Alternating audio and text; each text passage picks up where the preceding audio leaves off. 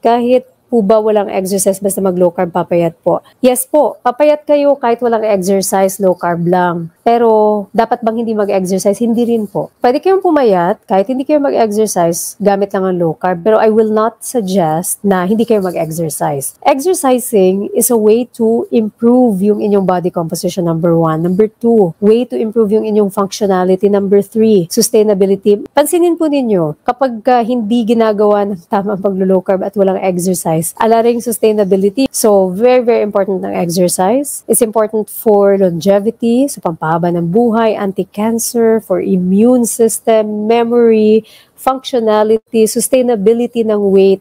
Yes, papayat ka kahit walang exercise. Pag low carb ka lang, pero I will not recommend na huwag ka mag-exercise dahil sa lahat ng rason na nabanggit ko po.